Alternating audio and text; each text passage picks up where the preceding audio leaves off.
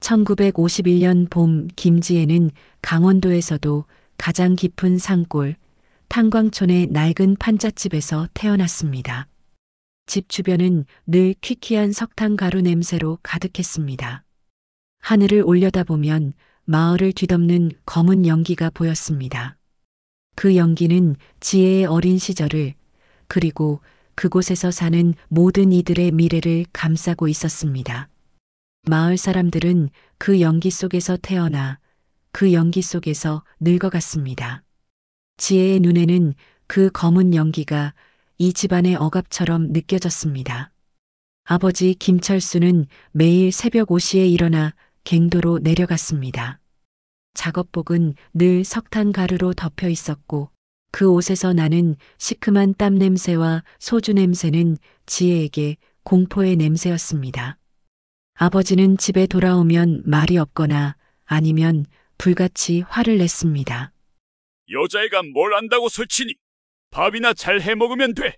아버지의 말 속에는 지혜를 향한 기대나 애정이 없었습니다. 지혜가 책을 들여다볼 때마다 아버지는 그 책을 빼앗았습니다. 어머니 박순옥은 남의 집 빨래를 도맡아 했습니다. 겨울에도 얼음장 같은 물에 손을 담가 빨래판을 두드렸습니다. 어머니의 손은 늘 피가 맺히고 갈라져 있었습니다. 하지만 어머니는 절대 불평하지 않았습니다. 어려서부터 여자는 참고 사는 것이 미덕이라고 배웠기 때문입니다. 어머니의 침묵은 이 집안의 또 다른 벽이었습니다. 오빠 김태주는 지혜보다 5살 위였습니다. 오빠는 마을에서 가장 잘생겼다는 소리를 들었고 공부도 잘했습니다. 아버지는 오빠만 보면 얼굴이 활짝 펴졌습니다. 우리 태준이는 서울 가서 판사나 검사 될 놈이야. 이 집안을 일으켜 세울 거다. 오빠는 지혜에게도 친절했습니다. 학교에서 돌아올 때면 종종 사탕을 사주기도 했고 밤에는 동화책을 읽어주기도 했습니다. 지혜는 오빠를 세상에서 가장 의지하는 존재로 여겼습니다. 지혜가 7살이 되던 해 여름 오빠의 행동에 미묘한 변화가 감지되었습니다. 목욕탕 가는 길에 잡은 손이 너무 강하게 지혜의 손목을 짓눌렀습니다. 잠자리에 들었을 때 오빠가 자기 이불 속으로 지혜를 끌어당겼습니다. 누가 춥게 자래. 오빠 옆에 붙어 자야지. 머리를 쓰다듬는 손길은 점점 목덜미를 넘어 등으로 내려갔습니다. 그 손길은 따뜻한 오빠의 손길이 아니었습니다. 어느 날 밤 지혜는 겁에 질려 어머니에게 속삭였습니다. 엄마, 오빠가 이상해요. 어머니는 딸을 빤히 바라보았습니다. 지혜는 어머니의 눈 속 깊은 곳에서 불안의 그림자를 보았습니다. 하지만 어머니는 그 그림자를 외면했습니다. 뭐가 이상해? 오빠가 동생을 아껴주는 거지. 너는 쓸데없는 소리 하지 말고 잠이나 자렴. 어머니는 애써 대수롭지 않게 넘기는 척했습니다. 어머니는 그 불안을 인정하는 순간 자신의 삶을 지탱하는 가족이라는 울타리가 무너질까 두려웠습니다. 그날 밤 지혜는 이 집에서 자신의 목소리가 아무 힘이 없음을 처음으로 깨달았습니다. 1962년 부활절이었습니다. 어머니가 밤새 바느질해준 새 노란 원피스를 입고 교회에 다녀왔습니다. 동네 아주머니들이 지혜를 보며 칭찬했습니다. 어머, 지혜 참 예뻐졌네.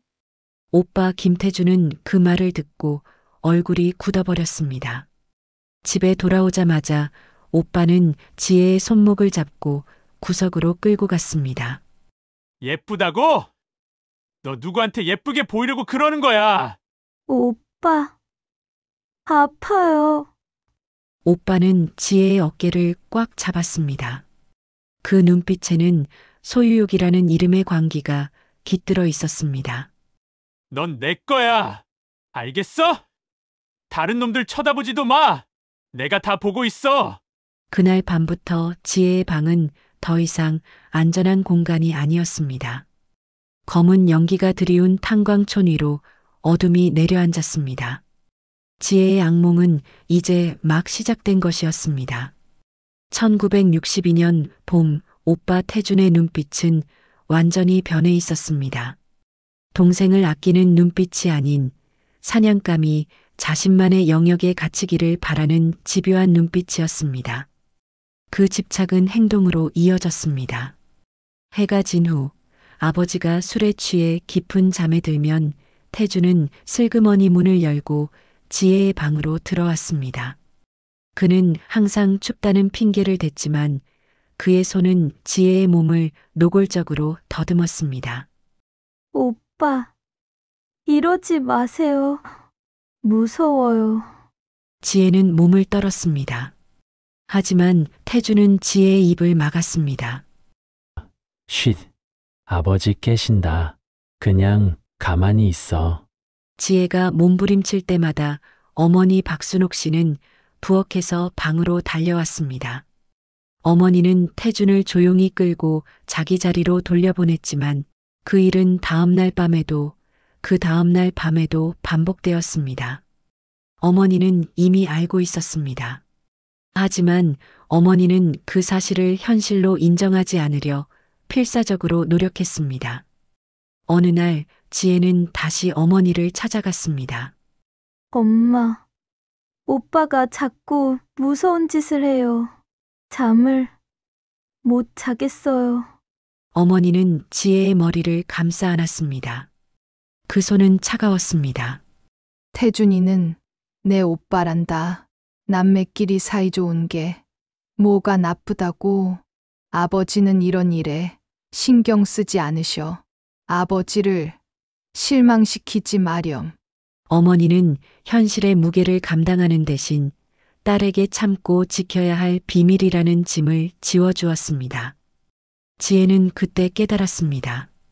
어머니는 가정을 지키는 일에 자신의 생존을 걸고 있었고 그 생존 앞에서 딸의 고통은 부차적인 것이었습니다.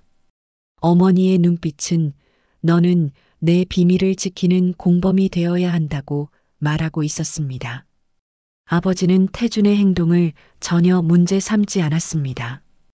오히려 태준이 지혜 방에서 나오는 것을 볼 때면 너털웃음을 터뜨리곤 했습니다. 하하! 우리 태준이가 여동생을 얼마나 아끼는지 몰라! 요즘 애들은 다 이렇게 사이좋게 자란다!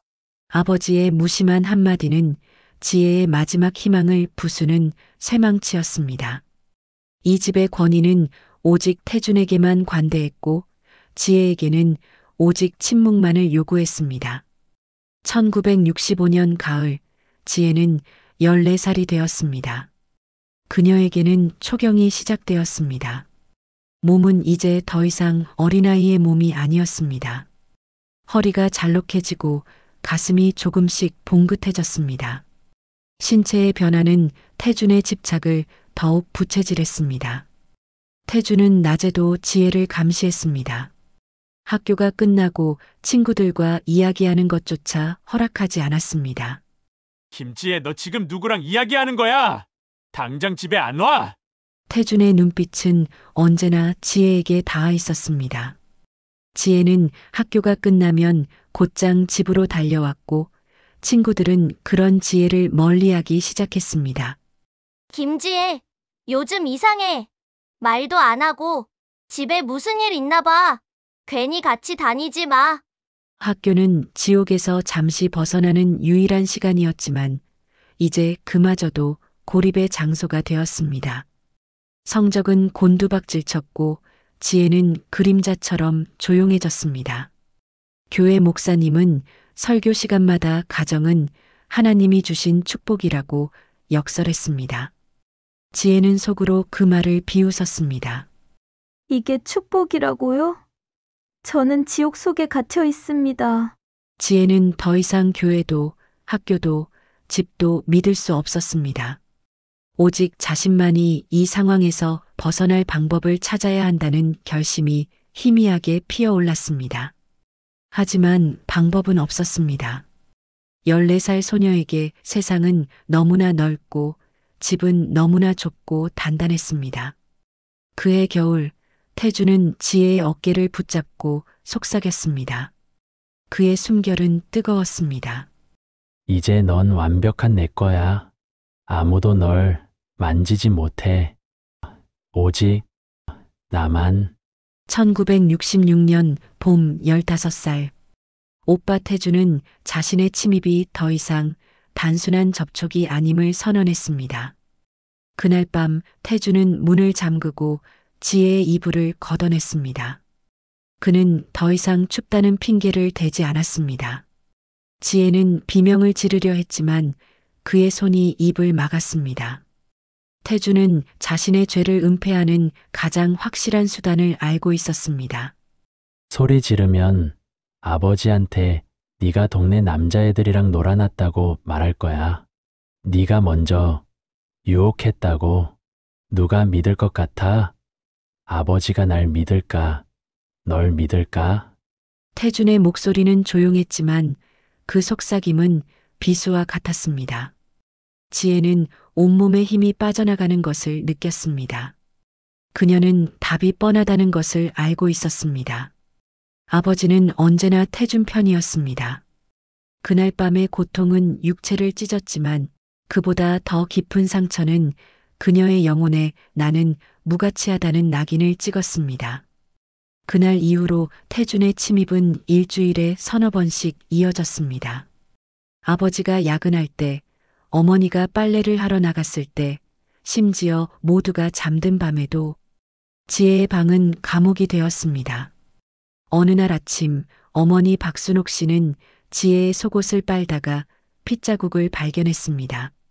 어머니는 지혜를 불러앉혔습니다.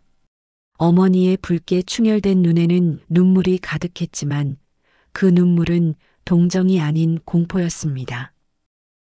지혜야, 엄마, 오빠가 쉿. 어머니는 황급히 지혜의 입을 손으로 막았습니다. 그 손은 얼음처럼 차가웠습니다. 어머니는 작은 목소리로 속삭였습니다. 참아야 해. 아버지가 알면 우리 모두 죽을 수도 있어. 이 집안이 무너져. 그냥 조금만 더 참자. 어머니는 딸의 고통보다 가장의 폭발과 가정의 해체를 더 두려워했습니다. 지혜는 어머니가 약해서가 아니라 두려워서 이 고통을 외면하고 있음을 알았습니다. 어머니의 참아야 한다는 말은 지혜를 절망의 나락으로 밀어넣었습니다. 1966년 가을, 지혜의 몸은 더 빠르게 성숙해졌습니다. 태주는 더욱 집착했습니다. 넌 평생 내 거야. 그해 겨울, 16살의 나이로 지혜의 생리가 멈췄습니다.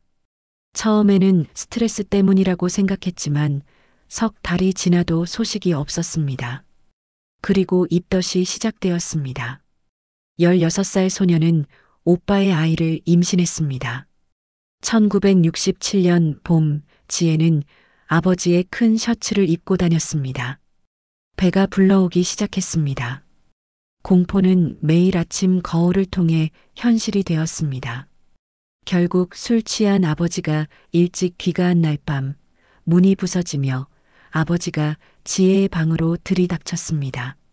아버지는 지혜의 불룩한 배를 보고 새빨갛게 얼굴이 변했습니다.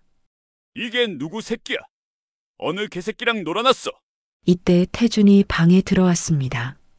그는 잠깐 당황했지만 곧 침착하게 가장 악랄한 거짓말을 입에 담았습니다.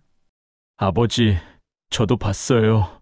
지혜가 동네 철수랑 만나는 거요. 제가 몇 번 주의 줬는데. 동네 철수, 지혜와 말 한마디 섞어본 적 없는 순한 소년이었습니다. 아버지는 곧장 철순의 집으로 달려가 난동을 피웠고 마을은 발칵 뒤집혔습니다. 배가 증거라며 몰아붙이는 아버지 앞에서 철순의 가족은 한 달 뒤 밤도둑처럼 마을을 떠나야 했습니다. 지혜는 그때 처음으로 자살을 생각했습니다. 하지만 뱃속의 아기가 작은 발길질을 했습니다. 이 아이는 아무 죄가 없다. 그 발길질은 지혜에게 생존의 의무를 상기시켜 주었습니다. 1967년 9월 3일 새벽 16시간의 지독한 고통 끝에 아들 민수가 세상으로 나왔습니다. 아기가 눈을 떴을 때 지혜는 공포와 기쁨이 뒤섞인 감정에 사로잡혔습니다. 갈색 눈동자, 오빠와 똑같은 색깔의 눈이었습니다. 폭력의 대물림이 새 생명에게 새겨져 있었습니다. 태주는 아기를 보고 기묘한 만족감을 드러냈습니다. 내 아들? 지혜는 온몸에 소름이 돋았습니다. 이 아이를 여기서 키우면 안 된다. 무슨 수를 써서라도 이 지옥을 떠나야 한다. 절망 속에서 탈출이라는 결심이 단단한 닻을 내렸습니다. 이 위기를 어떻게 극복할까? 지혜는 민수의 얼굴을 보며 굳게 마음먹었습니다. 1967년 2월 15일 민수가 태어난 지 5개월이 되었을 무렵 탄광촌에 비극적인 소식이 전해졌습니다. 갱도가 무너져 내렸고 아버지 김철수는 그 안에 갇혀버렸습니다. 장례식장에는 조문객이 가득했지만 지혜는 오히려 해방감을 느꼈습니다. 감시자가 하나 사라졌다. 는 생각에 죄책감보다 안도감이 앞섰습니다. 아버지의 죽음은 지혜에게 이 지옥을 벗어날 수 있는 결정적인 기회를 제공했습니다. 태주는 아버지의 죽음에 충격을 받아 멍한 상태였습니다. 어머니는 남은 가족을 부양해야 한다는 불안감에 하루 종일 울기만 했습니다. 장례를 치르는 동안 이웃 최 여사가 몰래 지혜를 찾아왔습니다. 최 여사는 60평생을 이 탄광촌에서 산 할머니였습니다. 지혜야, 이제 떠날 때 됐다. 최 여사의 말에 지혜는 놀라 고개를 들었습니다. 할머니, 어떻게 아세요? 나도 다 알지. 내 오빠가 뭘 했는지 이 동네 사람들 다 짐작하고 있어. 그냥 모른 척할 뿐이지. 최 여사는 이웃들의 침묵이 곧 방관이었음을 인정했습니다. 그녀는 낡은 봉투를 꺼냈습니다. 안에는 1,000원짜리 지폐 5장, 지혜에게는 거금인 5,000원이 들어있었습니다. 이거 가지고 서울 가라. 내 조카가 성북구에서 작은 식당을 해. 전화해뒀다. 가면 방이랑 일자리 줄 거야. 지혜는 할머니의 순수한 친절에 눈물을 흘렸습니다. 평생을 나쁜 짓과 침묵 속에서 살았지만 난생 처음 대가 없는 선의를 경험했습니다. 받아. 그리고 다시는 돌아오지 마. 이 동네는 너 같은 애가 살 곳이 아니야. 1967년 3월 2일 새벽 3시 지혜는 잠든 민수를 포대기에 단단히 엎고 가방 하나를 챙겼습니다. 가방에는 민수의 출생신고서만 있었습니다. 지혜가 방문을 나섰을 때 부엌에서 어머니가 나왔습니다. 엄마, 지혜는 얼어붙었습니다. 알고 있었어. 오늘 떠날 거라는 거. 어머니의 눈은 붉게 부어 있었습니다. 왜 나를 지켜주지 않았어요? 지혜의 목소리가 떨렸습니다. 원망과 슬픔이 뒤섞인 질문이었지만 이미 해답은 알고 있었습니다. 어머니는 딸에게 다가가지 못하고 주저앉아 눈물을 흘렸습니다. 미안해. 엄마는 너무 약했어. 용기가 없었어. 어머니는 자신의 치마폭에서 천으로 싼 작은 금반지를 꺼냈습니다. 결혼할 때 받은 유일한 폐물이었습니다. 이거라도 가져가. 힘들면 팔아. 이걸로 밥이라도 한 끼 먹어. 엄마, 가. 그리고 행복해라. 민수 잘 키우고 절대 돌아오지 마. 지혜는 어머니를 마지막으로 끌어안았습니다. 석탄 가루와 빨래, 비누 냄새가 섞인 어머니의 냄새였습니다. 오해는 해소되지 않았지만 최소한의 감사와 화해가 이루어진 순간이었습니다. 새벽 4시 낡은 서울행 버스에 지혜와 민수는 올랐습니다. 덜컹거리는 엔진 소리가 지혜에게는 자유로 가는 마차의 행진곡처럼 들렸습니다. 지혜는 창밖으로 멀어지는 탄광촌을 응시했습니다. 굴뚝에서 피어오르는 검은 연기, 좁은 골목길, 그리고 지혜를 가두었던 판잣집들, 모든 것이 작아지고 희미해지고 마침내 시야에서 완전히 사라졌습니다. 엄마, 민수가 잠결에 중얼거렸습니다. 엄마 여기 있어. 우리 이제 새 집 간다. 서울까지 5시간. 지혜는 한숨도 자지 않았습니다. 오빠가 쫓아올까봐, 이 모든 것이 꿈일까봐 두려웠습니다. 하지만 서울 터미널에 발을 디뎠을 때 그녀는 알았습니다. 여기서는 아무도 나를 모른다. 그녀는 이제 미래의 희망을 위해 걷기 시작했습니다. 서울 성북구의 작은 행복식당에서 지혜의 억척스러운 생존이 시작되었습니다. 1967년 최 여사의 조카 박미숙 씨의 도움으로 설거지, 가게 청소, 공장 부품 조립까지 쓰리잡을 뛰었습니다. 민수가 잠든 후에야 지혜는 일을 나갈 수 있었습니다. 장난감 필요 없어. 엄마, 여기 있어. 라는 5살 민수의 말에 지혜는 눈물을 삼키며 더욱 매달렸습니다.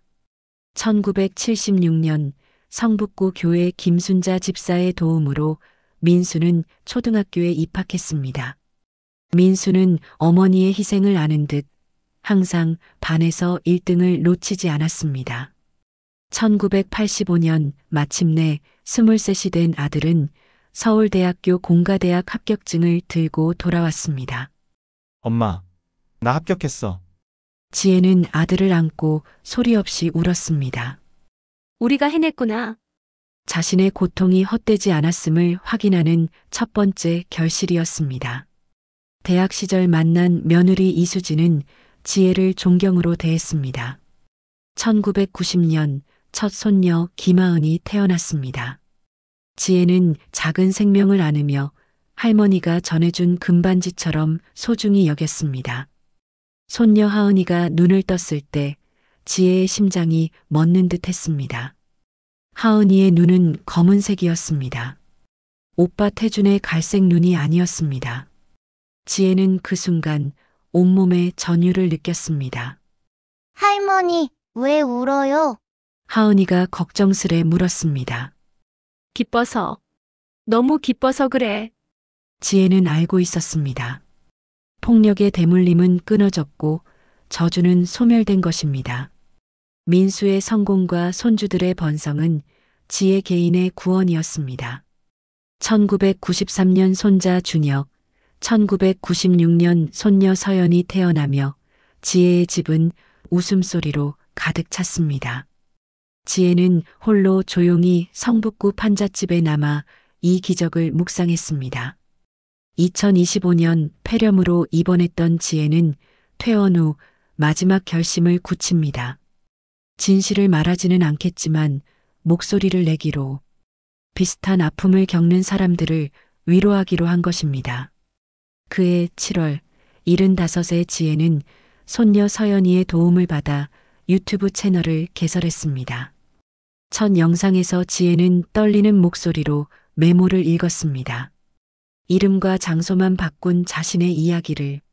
저는 75입니다. 오늘 여러분께 숨겨왔던 이야기를 하려고 합니다. 영상은 폭발적인 반응을 얻었습니다.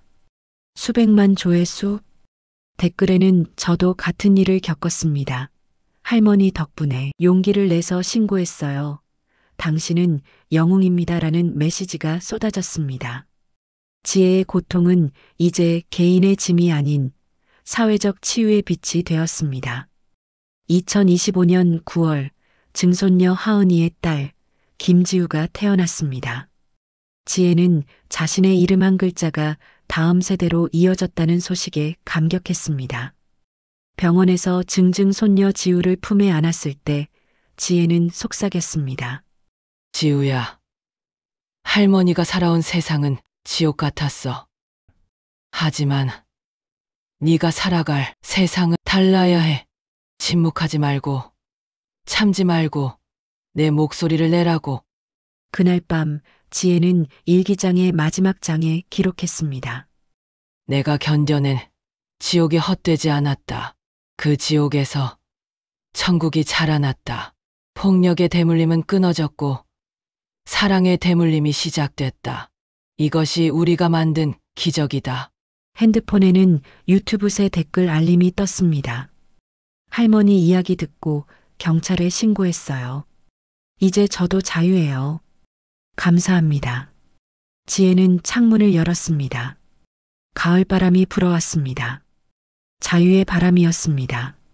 지혜는 자신이 만든 이 목소리의 승리 속에서 영원한 평화를 얻었습니다.